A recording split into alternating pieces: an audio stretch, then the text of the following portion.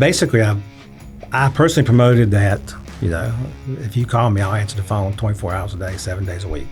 Okay. If I don't have a driver to do it, if I have to, I will do it. Mm-hmm. So, because I will drive. Yeah. I would drive and sell and dispatch at the same time. I was doing it all. Welcome to Beyond the Bulldog, presented by Mack Trucks. I'm your host, Brian Wright. What you can expect from Beyond the Bulldog is to learn, enjoy, and participate from the comfort of your seat, whether on the road or off. You'll engage in topics and stories from people that work in the trucking industry, including some who work for Mack Trucks. This is mile marker number 8. We speak with Richard Bondurant, president of JL Rothrock Incorporated. Since 1943, JL Rothrock has been transporting goods throughout North Carolina, neighboring states, and east of the Mississippi River. Richard shares stories about his journey as the third generation in a family business, what makes JL Rothrock the dependable motor carrier, and how the company takes care of its drivers. You're listening to Beyond the Bulldog, presented by Mack Trucks. Welcome to Beyond the Bulldog. Thank you. We are here with Richard Bondurant, president with JL Rothrock. So nice to have you here. Nice to be here. Yeah, well, why don't you introduce yourself and your company? I'm Richard Bondurant with JL Rothrock. We've been in business 80 years, and I'm the president. And we're a family-run organization out of Greensboro, North Carolina. So what kind of trucking do you guys do? We predominantly do about 90% of our business is dry vans, and we have like a small intermodal carrier that runs out of our Charlotte area. Yeah. How did you get into the whole trucking industry? That's a funny story because I was when I was in high school, I worked for a little grocery store in Guilford College, the Buy Right. Mm-hmm. And I was dating a girl going to college, and she's like, why do you work for the grocery store and not work for your father? And I'm like, well, that's a good question. Never really thought about it. Mm-hmm. Went home, I said, what do you think about me coming to work for you? He said, well, start Monday at the shop. So I gave my notice and came to work on Monday morning in the shop. Not knowing anything about trucks, trailers, nothing. Gotcha. We had a nice stock room. Our parts room looked good because it's stocked like shelves in a grocery store. But other than the truck industry, I knew nothing about trucks. Gotcha. Well, that was a good learning experience then, right? Yeah. So what was that like going from groceries to your dad's shop and not really knowing what you're doing? How did you manage that? Well, we had some mechanics that helped me, but there's a big difference from working in an air-conditioned grocery store and bagging groceries from working in outside on trucks and grease and oil and fuel and not knowing the difference in right and left, taking the wheels off and stuff. So it's kind of it's very interesting, to say the most.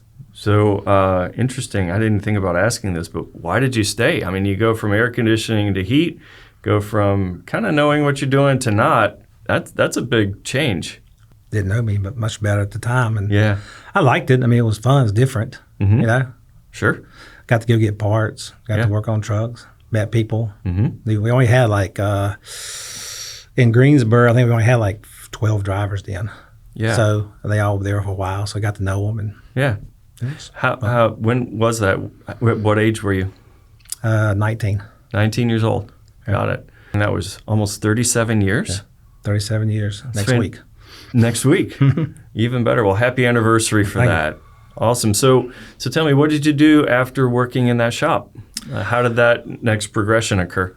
So I started off in the shop working on trucks, and then naturally I started driving trucks. So I turned 21 and got my CDL. Mm-hmm.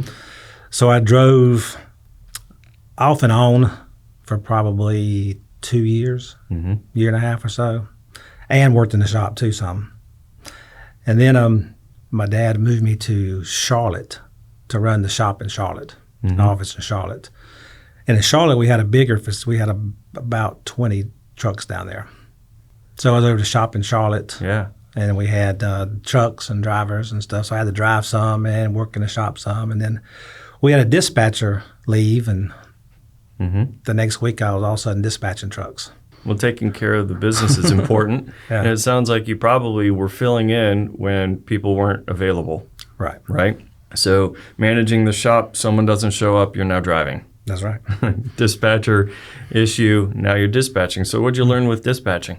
I learned I didn't know much about where things were in the state of North Carolina. So, Like what? well, like, where cities were. Uh-huh. And back then there weren't GPSs and computers. So Yeah. when I was at home, I got a map out and I was figure out where Asheville was versus Charlotte. I looked where Fayetteville was. I looked where all the cities are and try to figure the interstates, how to get there. So I would know if a driver asked me something, I could tell him instead of being this young kid working for his dad. So I know where it's at. Yeah. It's we important. had one driver come in. I said, I want you to bobtail and get a trailer at that in Ram Sewer, which I was in Charlotte. And he goes, "Are you sure?" Because I said, "Yeah, I'm sure that's what I want you to do." He goes, "Were you really sure, Richard?" I said, "I'm positive." I was like, "Well, why is this guy second guessing me?" Yeah. I didn't even realize Ram Sewer was we had trucks in Greensboro because I went and got the trailer with.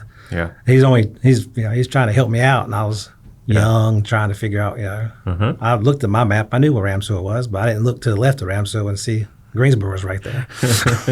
So, I had a conference that I was going to, and similar to you, I wasn't all that familiar with where everything was in North Carolina, and the conference was in Asheville.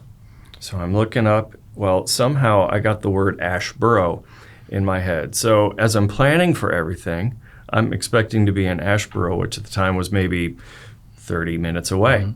And it's time to go to the conference, and I then realized that Asheville's 2+ hours away in the mountains.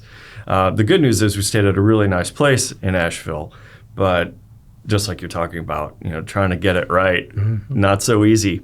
All right, so you're down in Charlotte, managing 20 or so trucks, learning dispatching now. What else? What was the next step for you? I got married, and I didn't want to raise my kids in Charlotte. So I said I wanted to move back to Greensboro and raise them. So I called my father and said, "Hey, what's the chance of me moving back to Greensboro to work?" He made me wait a little while. Yeah. So he said, "We don't have a position." What, marriage or work? No, I was already married. So it was like, I got to wait and see what I can do with you in Greensboro. Yeah. So I was like, okay. He said, "I can put you in dispatch in Greensboro." And I was like, okay, I'll come, whatever. Yeah. So they gave me the morning shift, of course, the 5:30 shift. I was like, man, I'm not much on getting up early, but right.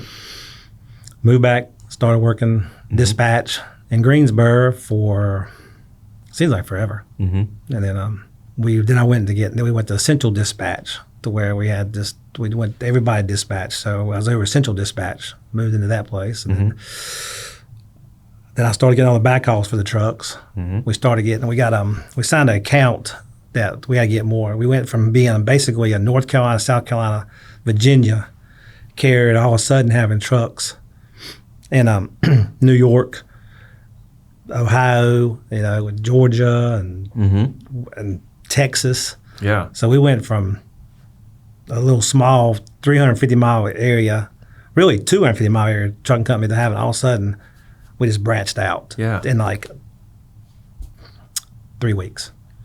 Really? That short of a time? Yeah, we did store runs to outlet. We took sheets and pillowcases to outlet malls. And wherever there was an outlet mall, we took them to it. Yeah. Every week. Yeah. So we went to the same places every time. So then that's how we really got started in the over-the-road division that we're in now. Yeah.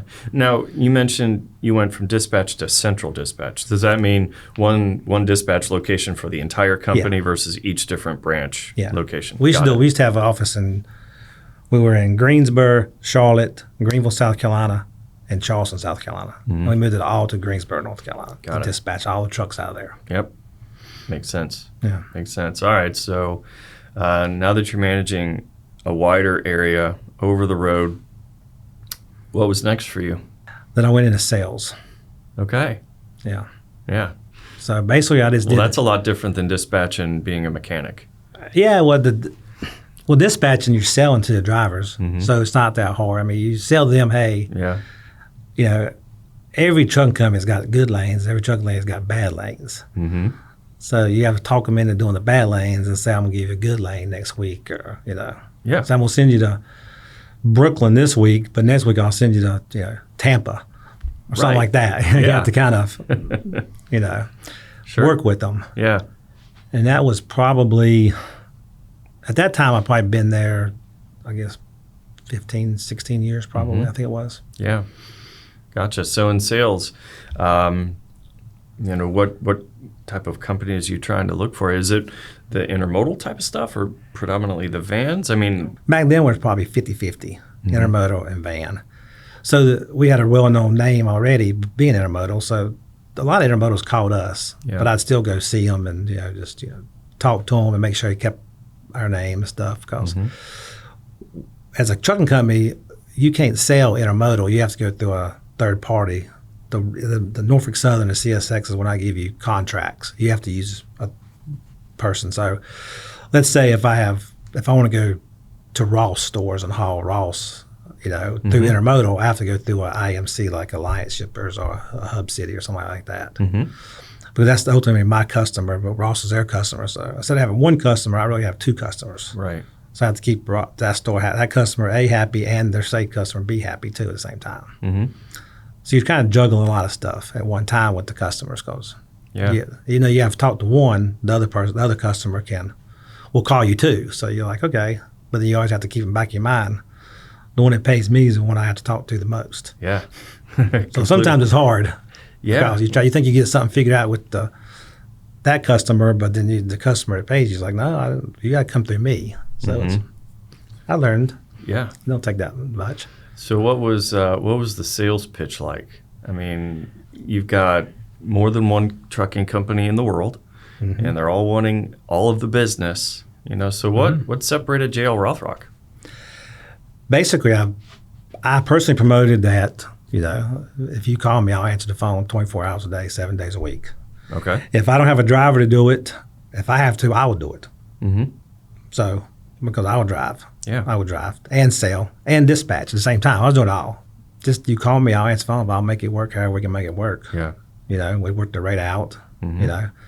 Sometimes you take a rate they look at you like, why'd you take that rate for? I was like, well, did you look at the rate going, like I took a rate going to Greenville, South Carolina is cheap. But you see the one going to Knoxville, Tennessee is a whole lot better and more. So you kind of, customers have budgets too. So you try to, salt, pepper, and move it around, try to make it all look good. So well, and at the end of the day, 0 is a worst number.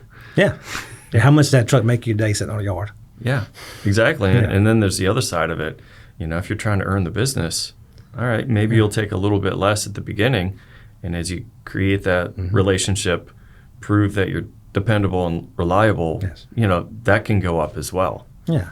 And that's the thing about it. I mean, I think I'm like, my grandfather he started Rothrock and then my father took over and he was here for 40 years before he retired. So it's kind of like, I've watched them I didn't watch my grandfather as much because he passed away in 84.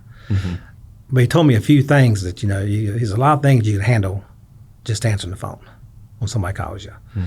And we had a salesperson down in Charlotte, John Phillips. He taught me a lot. Yeah. When I was dispatching, he'd always come in early and see what was going on before he went out and sold. And he told me one time, he goes, the best way to get more business is when you mess the business up and they call you and you answer the phone and talk to them. You got a good chance of getting more business from them. So I keep that in the back of my mind a lot. So even though we messed you up today, right? What else you got tomorrow? And they may tell you, no, I'm not going to mess with you. And they also say, well, you did get this straight, so what about, can you drop me a trailer for this lane? You just never know what mindset the person's in that day when you call on them. Right. Yeah, and the lesson is, people make mistakes. It happens. It's how you respond to that. Yeah.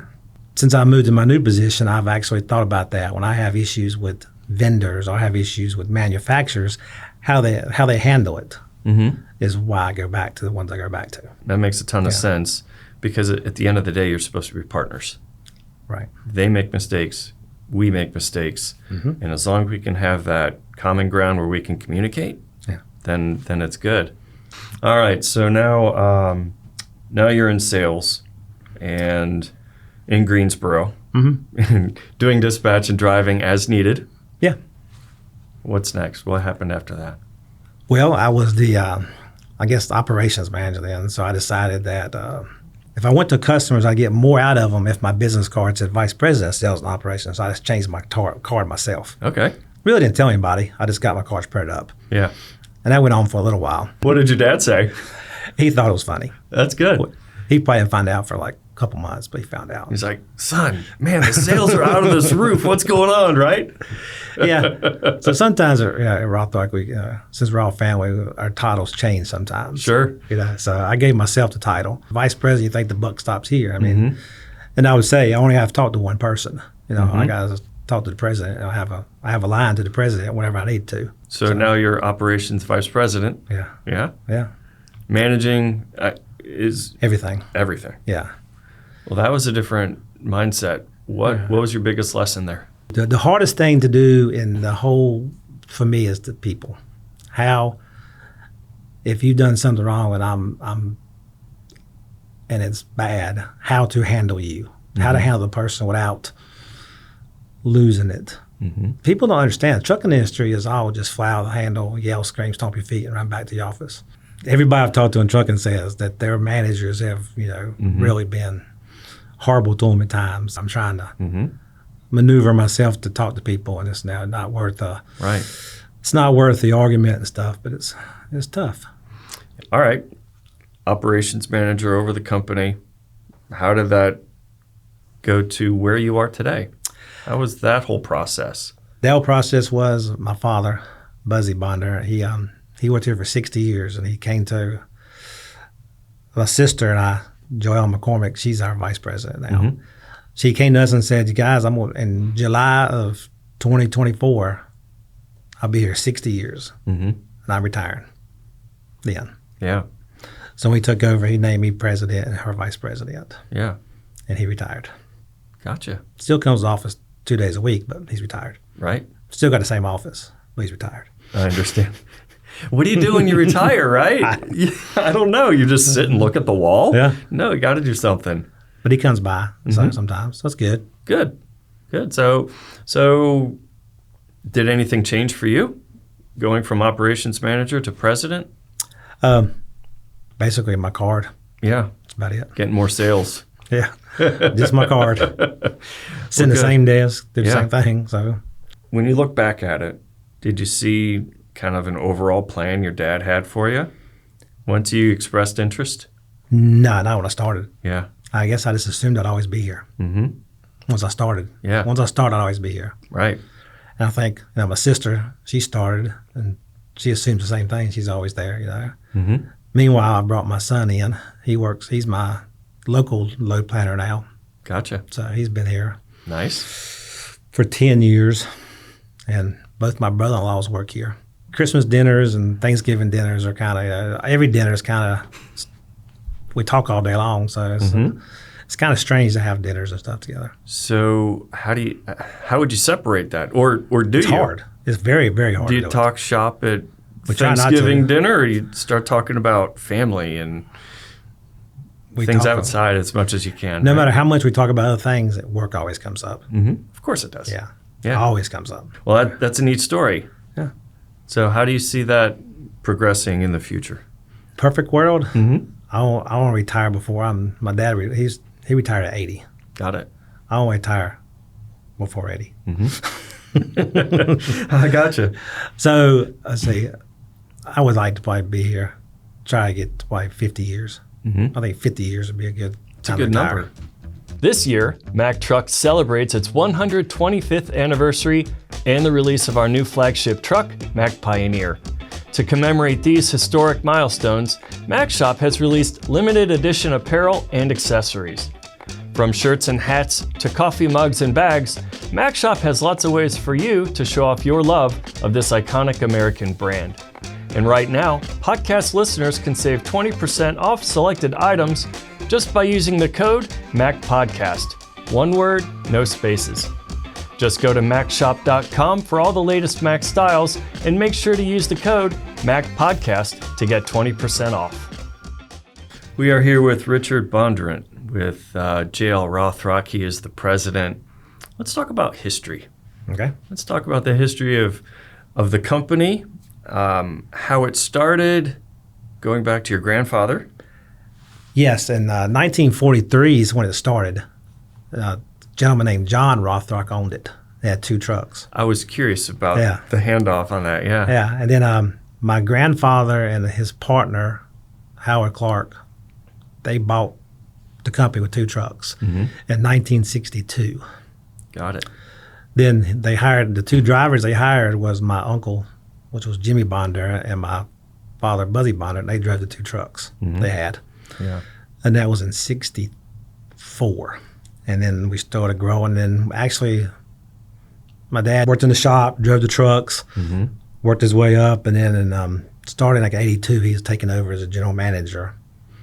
And then my grandfather passed away in 1984, and he took over as president in 1984. So 84 to 24, he was the president. When they bought it, you said 2 trucks. 2 trucks. How did it grow? Were they happy with 2 trucks and doing what they were doing, or was it just all of a sudden the work started coming in? They got in with Sears. Okay. So Sears and the U.S. Mail would come into the rail yard in Greensboro, and they started taking the mail would come in. They'd take it over to Wendover Avenue to the post office. Yeah. Take it there. Sears, you remember Sears catalogs? Oh my gosh, yeah. That was when Sears That catalogs. was the internet. Yeah. When Sears catalogs came in, they would have them all loaded on trailers, and we'd take them throughout North Carolina and drop them off at post office. They would come in, I guess they load them in Chicago and ship them to the rails, and then we'd take them out and go to every post office in North Carolina. You might go to one post office and drop off 2 bundles, or you may drop a whole trailer load off. Yeah. Because we'd take it to the Greensboro post office in downtown Greensboro, and they would get like truckloads. Yeah. And then on Lawndale, when Sears was on Lawndale, we'd take all the stuff would come to them, we'd bring it over there and drop it off. Yeah. So that would be 20 loads a day probably. In 1967 is when they started getting the Sears catalogs, and they started getting the twin screws. And that's when I got their first Mack. All right. Now we're talking. Yeah. So you bought your first Mack. You're hauling catalogs for Sears throughout. Is that still predominantly through North Carolina? North Carolina, yeah. Yep. Maybe a little bit of South Carolina, but not a lot. Gotcha.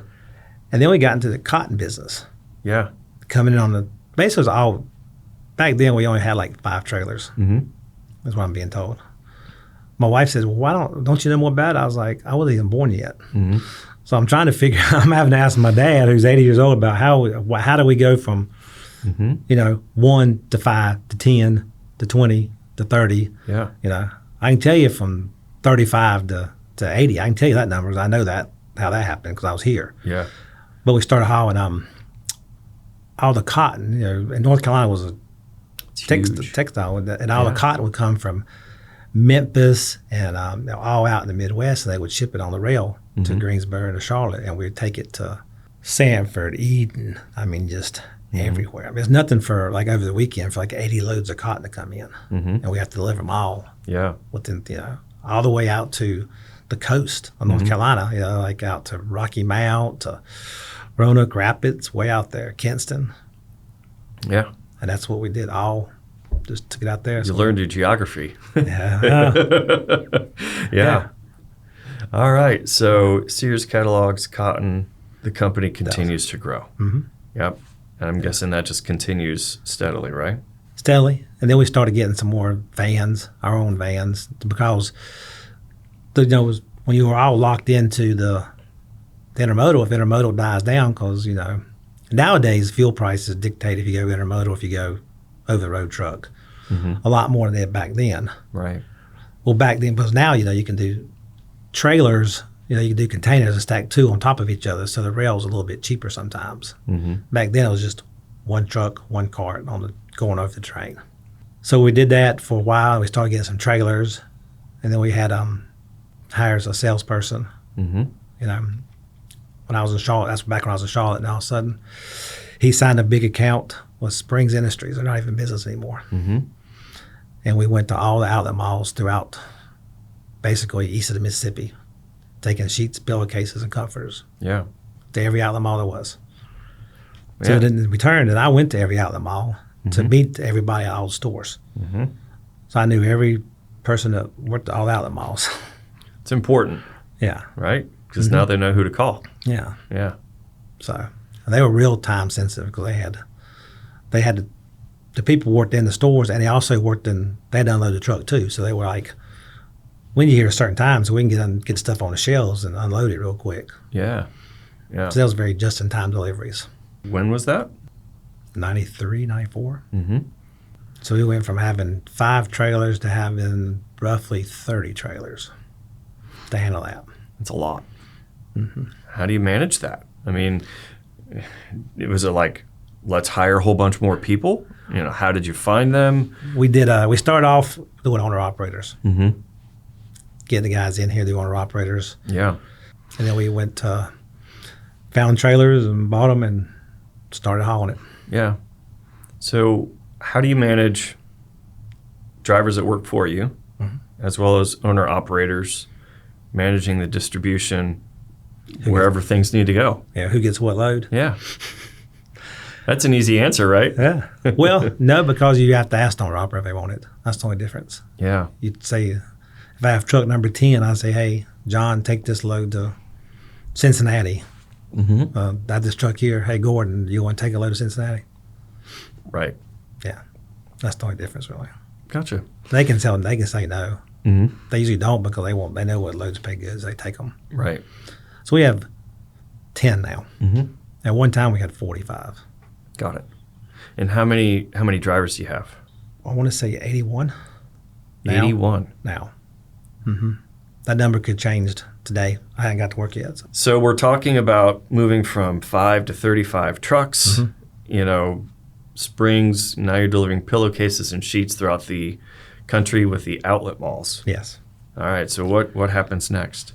Well, then our next big thing became potatoes. Okay. Frito-Lay potatoes. We have a phone call. A customer wants us to haul from a little town in Bayboro, North Carolina. Potatoes to Frito-Lay in Charlotte, 7 loads a day, 7 days a week during potato season. So we started doing that. We got some more drivers for that. Bought some few trucks. Worked it out, and we hauled potatoes for 3 years probably. Because it's nonstop for 7 to 8 weeks. Yeah. 7 loads a day, loading. So it was pretty interesting. Yeah. And we learned all about potatoes, how they have a special potato they make and grow in North Carolina. They move them to Florida and grow. So we ran some out of Florida. Yeah. It's called a chipping potato. I didn't know there was a chipping potato. I didn't either. And they have lasers that when the potatoes come down the line, they have lasers. So if it's a small potato, they ship it to the fun packs. If they have big potatoes, they fit it to the family size. So you're feeding the countries nationwide by Yeah. shipping these great potatoes, Yeah. chipping potatoes. Yeah. Yeah. And then we got into a High Point, Greensboro company in High Point called Marsh Furniture. We got I've heard into of them. Yeah. And we started hauling for them, taking their cabinets all over Maine to Miami to Wisconsin. Yeah. So that was really started getting even a little bit bigger. Yeah. And we're now at 80 or so drivers. Yeah. How many trucks do you guys have? We have 77. Wow. Wow. Sunflower, right? The color sunflower. I saw that on your website, and I've got to ask you, how did this come about? Your trucks are the yellow color. Grandfather Dana and Howard bought Rothrock. He ran a Hertz dealership in Greensboro. And they bought the trucks through his Hertz dealership, and they came in yellow because the Hertz was yellow. Yeah. And we just piggybacked off their color. Gotcha. That's interesting, right? Yeah. So it's always been that color. And we used to have black fenders for yellow and black. And we just, one of the manufacturers wanted to start charging like $1,000 to paint the fenders black. So we just decided to leave them yellow from now on. Funny how that happens, right? Yeah. This Week in History. This Week in History. On June 29, 1956, President Dwight D. Eisenhower signed the National Interstate and Defense Highways Act. This interstate system was initiated in the 1930s with President Franklin D. Roosevelt. After World War II, only 6,500 miles had been constructed, which was when Eisenhower led the next charge. After passage, Eisenhower's act committed $25 billion to expand the U.S. interstate system to 41,000 miles over the following 12 years. Here are some interesting facts.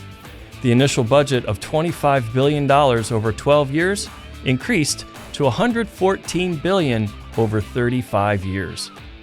Upon completion, the interstate system totaled 47,000 miles with 10 transcontinental routes.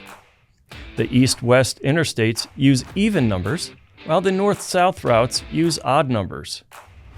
The shortest of our interstates is Interstate 97 at around 17 miles long, and the longest is Interstate 90 at over 3,000 miles long. This has been This Week in History. We are here with Richard Bondurant. He is president with JL Rothrock. We're documenting history of the company. Started in 43, family bought it in 62, and we're pretty much close to current now, aren't we? Yeah. So what are some of the big runs that you have for customers? I mean, are you going coast to coast? No, we run pretty much east of Mississippi. Yeah. And we try to stay under Baltimore. Dependability. That's all over your website. How do you maintain that? You know, we're really kind of lucky in the aspect that when we say dependability, we actually can get it done. The people we have in place just seem to make it work. And we have my operations manager, Mark, and then my son, Justin's a load planner. They work pretty good together doing what they do. And then we sit 10 feet from each other, and I'll listen to them, and we'll, try to figure the best way to get, if somebody's got something out of the ordinary, how to get it covered, Yeah. We have our core core customers that they rely on us, and we don't have really a choice. Right. I mean, when they call us and say, I need a load of something in, Norfolk, Virginia tomorrow morning at 6 o'clock, they have to have it. So we have to figure some way out. We have to shuttle it to a driver halfway. If we have to bring a guy down to drop it to get it to go, if we have to bring it to the yard for him to save time, there's just all kinds of different ways you have to look at to work it. We'll shuttle stuff to truck stops in Virginia with our night drivers. We'll take it to Virginia, have a road guy pick it up and turn around and go back to Ohio. Knoxville, Tennessee, we'll run it all in Knoxville to pick drivers up. We'd rather be back in Memphis the next day or something. So it's just Yeah. So it starts with people. Yeah. You got to have that company culture too. Yeah. If you have, obviously your word to the customers got to be held, but also within JL Rothrock, you got to have that same level of trust and dependability, person to person too. Yeah. How do you hire that? They either have it or they don't have it. You know what I'm saying? Yeah. We've been more lucky with bringing people in that knew nothing about trucking and teaching them trucking than we have had somebody had experience with trucking to bring it in to work with us. Okay. That's just, some other carriers may, have better luck than we do. Yeah.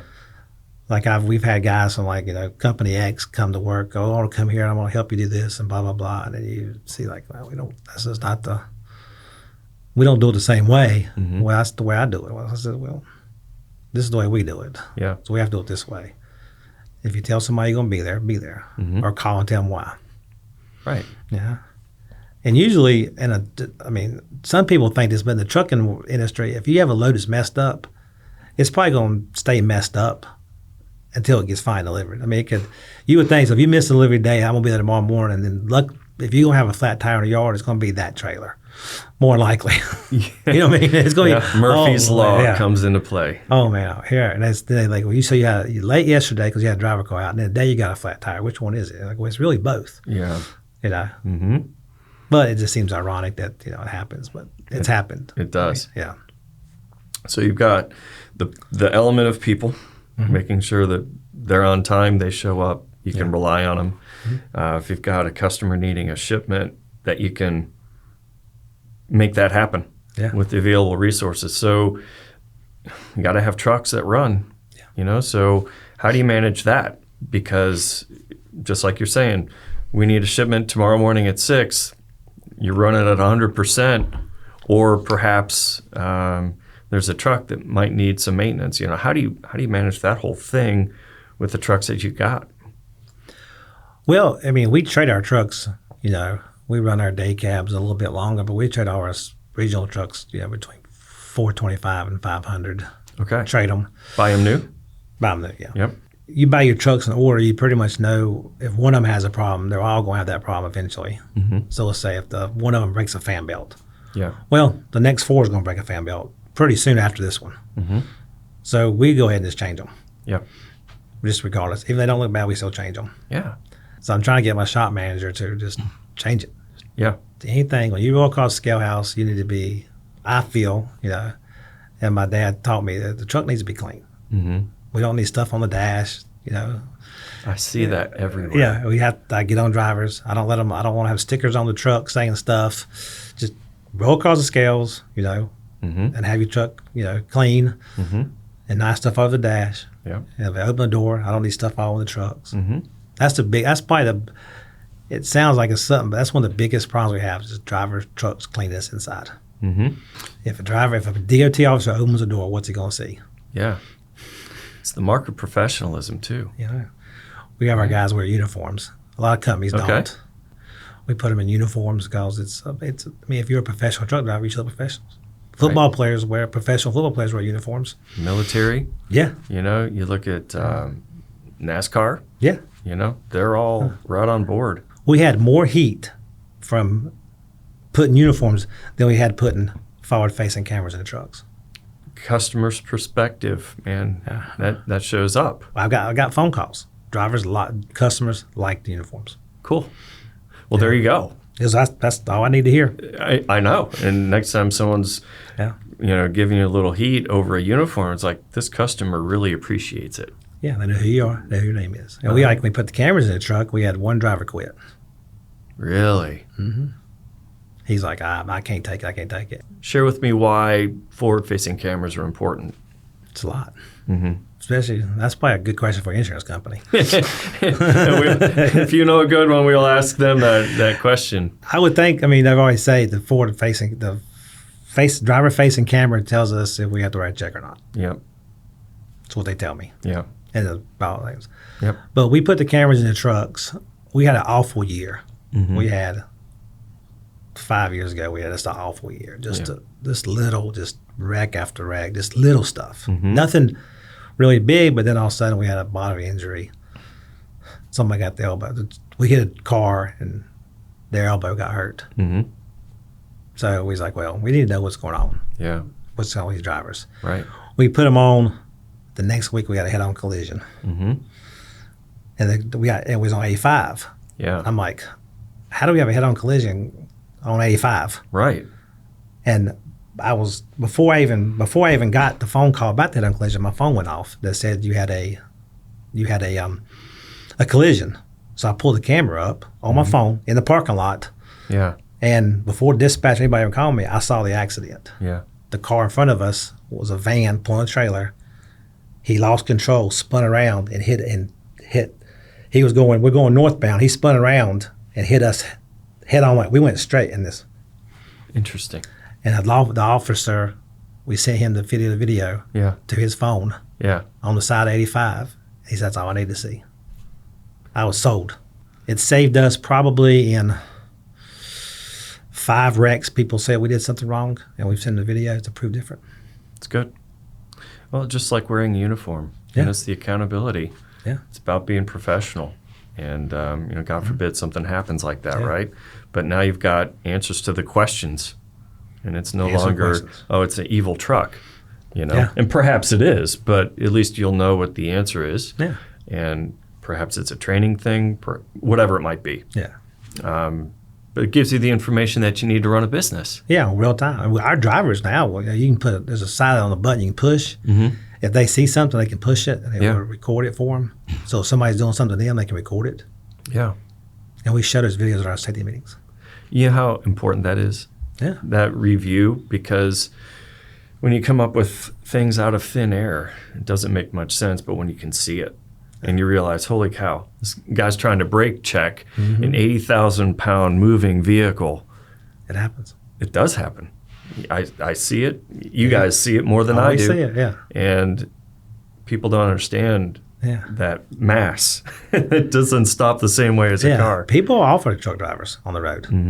I remember when I first started, people were like, oh, you're a truck driver? Oh, that's a good profession to be in. Nowadays, it's like, You know, you're on the side of the road, broke down, you have two people stop to help you. Nowadays, they just don't even get over for you. Mm-hmm.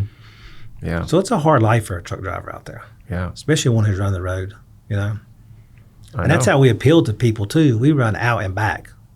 You know, we don't go. Some companies will go out and be gone 3-4 weeks at a time. Our guys are back. They leave on Sunday. They usually back on Friday night, leave back out. If they leave out on Monday, they're back on Saturday. Mm-hmm. And we go out, like let's say if we go from here to Nashville, we load the truck back to Greensboro. So he's back towards this area the next day. Yeah.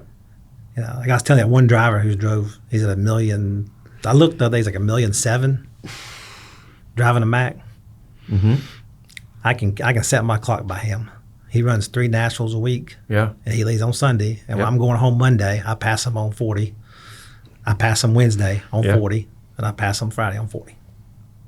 He runs that dedicated. He runs it. I'll pass him. That's amazing. 1,700,000 miles in a Mack. In a Mack. So what's your relationship been with Mack trucks? It's good. We have a really good one. I mean, I think really it's crazy because I had a conflict with the one manufacturer over some paint. Mm-hmm. And they wouldn't stand behind the paint. Yeah. So I was like, I'm not going to buy no more of your trucks. I've had it.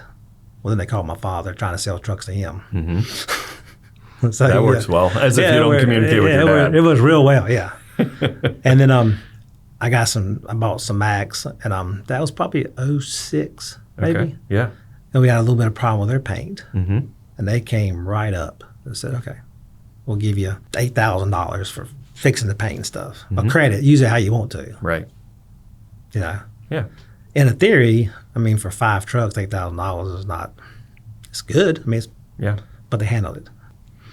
So I've seen more from, I guess, Mack/Strand/Source over my years than I have seen from other manufacturers. Gotcha. And I would think that we should have a good relationship with both in Greensboro. Mm-hmm. A lot of people I went to high school with work at Mack. Yeah. Yeah, I know. It kind of makes it easy, doesn't it? You know, right across the street just about. Yeah. And like I said, Gary, my driver, I mean, like I was telling you earlier today, it was a 2014 Mack sleeper when we bought it. And he went from driving a 06 sleep day cab. He said, I'll just run the road now so I can drive that Mack. So then when that truck wore out, I bought another Mack for him. Yeah. And I'm like, then we started driving. And I was like, and I started looking, I was hearing rumbles about the anthem. So my wife and I watched the reveal of the anthem. I'm like, I looked at her, I was like, I'm not that impressed by it. Mm-hmm. She's like, really? I was like, yeah, I don't know. I thought it'd be, bam. They had one at the Mack. They said, why don't you come and look at it? When I got in it and looked at it, I was like, oh, I got to have one of these right now. Yeah. And I went home and told my wife, I was like, I just bought some Macks today. She said, you just didn't like them. I was like, you got to sit in it. It's totally different. So what's different about it?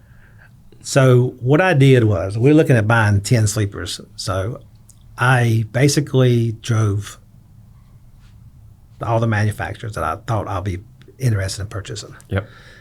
And in the hindsight, I ended up buying the Macks because driving down the road very easily to the gauges, the radio was easy to get to, the air conditioner was easy to get to instead of having to reach way over and take your eyes off the wheel. Yeah. So that was I can do that. Yeah. And I like the sleeper department. I mean, I know it was a little narrow getting back in and all, but I liked it. I mean, I don't know. It just felt cozy, I guess. So. Well, it matters. Yeah. I mean, you guys are on the road 4 or 5 days. Yeah. You know, they're in the back. Yeah, it's kind of crazy. I have a big, like right now, when I got the Mack, I was like, well, I'm worried about the guys coming out of Brand X trucks. Getting these trucks was a little bit the same length sleeper, but it's a little narrower. I'm not sure if they're gonna lie. I'm not sure. So I was real nervous when I bought 10 of them. And we got the first one in, and I gave it to a driver. Yeah. He took off and he passed 2 guys going the same place, and he passed the other one in Brand X truck going up Fancy Gap. Okay. Well, my phone rang. The guy got past says, you got any Macks open? Okay. And I was like, I got one open for you. Yeah. And it was a snowball effect. I had six guys that came out of a different truck to get into the Mack because of the pull and power. I said, what about the cab space? They said, it's plenty of room. No problems. Gotcha. So then I just continued to buy them. Nice. Then my ultimate plan was to have all all sleepers. And then we had COVID hit and just threw that in the trash can.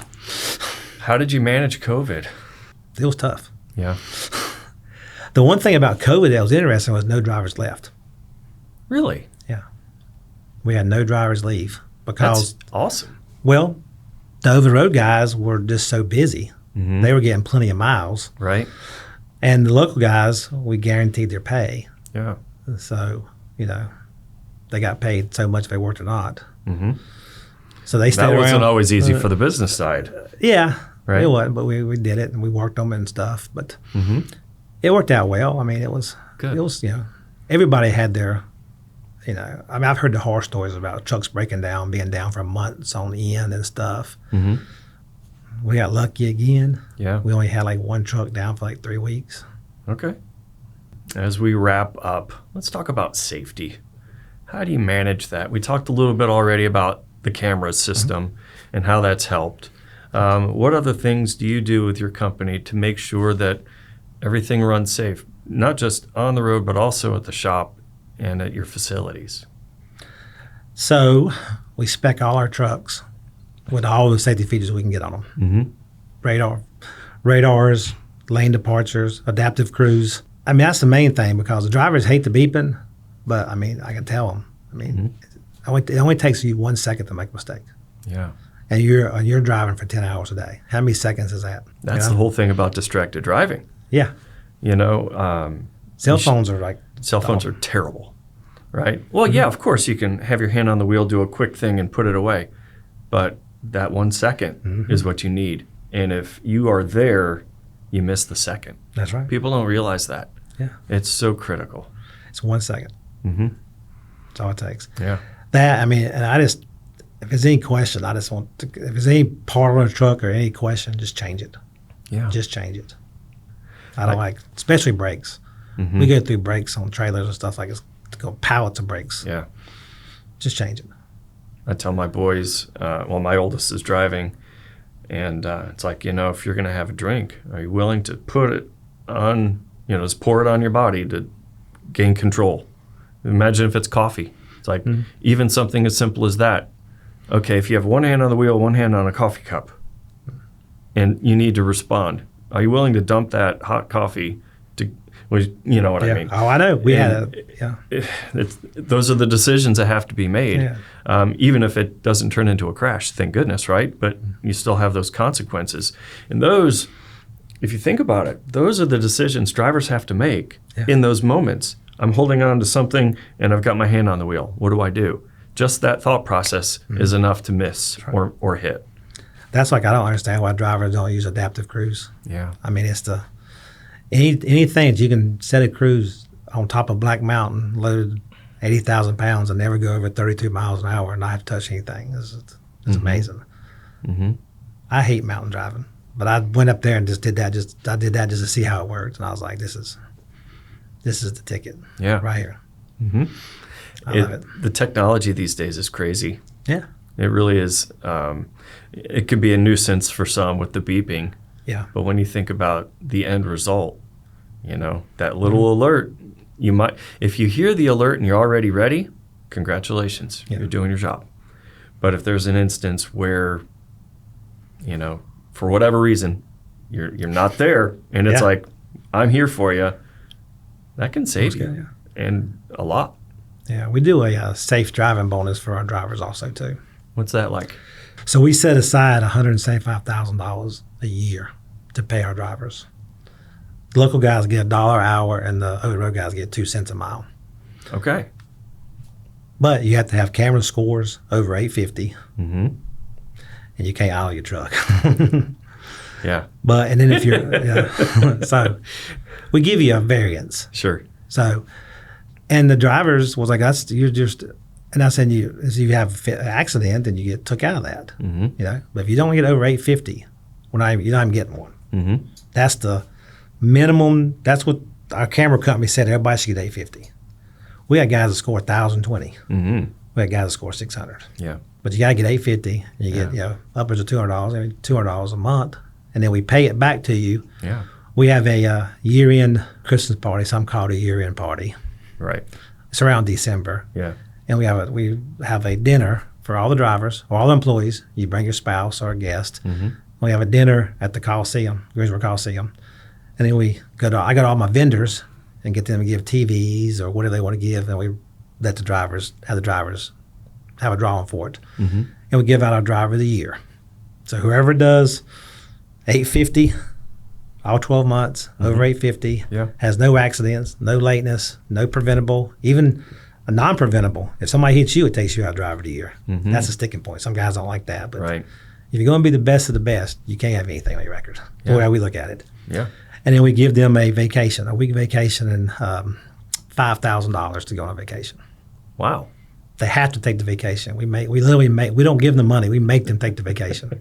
I'm sure there are some who are like, no, just let me keep rolling. Yeah, they do. But we have we just booked a trip to Hawaii for one of our drivers. Cool. That was Gary. Yeah. He was our 80th year driver of the year. Nice. So he's the one who drives the Mack all the time, and we gave him $8,000. Very cool. And he's going to Hawaii. But I think it's fun because they bring pictures back. Like they've been on cruises. They went to Dominican.